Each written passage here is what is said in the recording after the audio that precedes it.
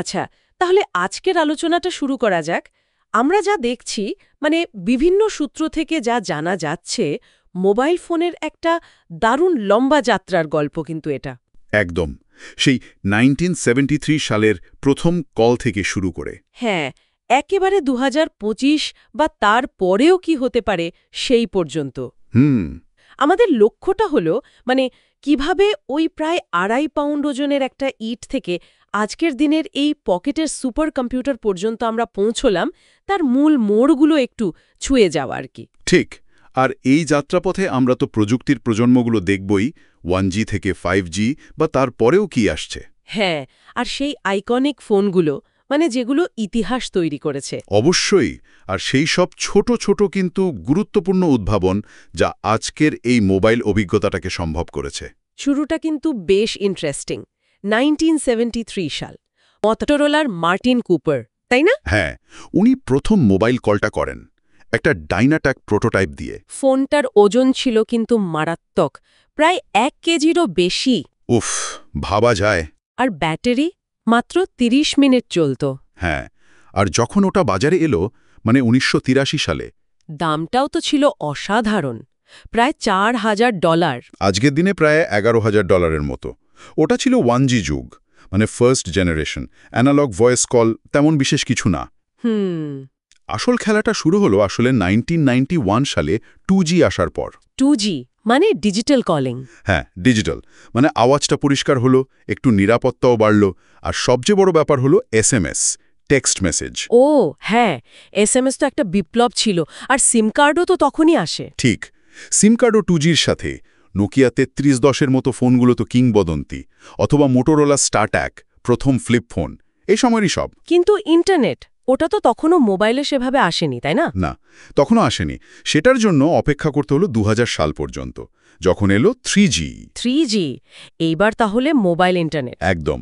শুধু ইন্টারনেট না, তথ্যের একটা অবাধ প্রবাহ যেন মানুষের হাতের মুঠোয় চলে এলো। খবর পড়া, বন্ধুদের সাথে যোগাযোগ রাখা। মানে সোশ্যাল মিডিয়ার শুরুটা। হ্যাঁ, বলা যেতে পারে। যদিও প্রথম টাচস্ক্রিন ফোন IBM সিমন, সেটা 1994 সালে এসেছিল। কিন্তু আসল ঝড়টা তো তুলল অ্যাপল 2007 সালে আইফোন দিয়ে। ঠিক, আইফোন, আর তার পরের বছরই প্রথম অ্যান্ড্রয়েড ফোন HTC ড্রিম। এই দুটোই আসলে স্মার্টফোনের সংজ্ঞাই পাল্টে দিল। আর অ্যাপ স্টোর, ওটা তো একটা অন্য জগৎ খুলে দিল। নিঃসন্দেহে। শুধু অ্যাপ ডাউনলোড না, এটা একটা আস্ত অর্থনীতি তৈরি করল। কত ডেভেলপার, কত নতুন আইডিয়া। এরপর এলো 4G 2010-এর দশকে। হ্যাঁ, 4G, আর সাথে LTE, মানে লং টার্ম ইভলিউশন। সোজা কথায় হাই স্পিড ইন্টারনেট। এখানেই তো আমরা পেলাম HD ভিডিও স্ট্রিমিং, ভালো মোবাইল গেমিং, ক্লাউড স্টোরেজ। ঠিক, আজকের মোবাইল লাইফের ভিত্তিটা কিন্তু এই 4G তৈরি করে দিয়েছে। এই সময়ে তো iPhone x, Samsung Galaxy S10, Google পিক্সেলের মতো ফোনগুলো আসলো। Fingerprint sensor, face unlock. হ্যাঁ, আর দারুণ সব ক্যামেরা, ওয়্যারলেস চার্জিং, এই ফিচারগুলো খুব সাধারণ হয়ে গেল। ফোনটা তখন শুধু কথার যন্ত্র থাকল না, একটা পার্সোনাল অ্যাসিস্ট্যান্ট হয়ে উঠল। আচ্ছা, আর এখন আমরা তো 5G যুগে আছি, মানে 2020 থেকে এই সময়টা। 5G।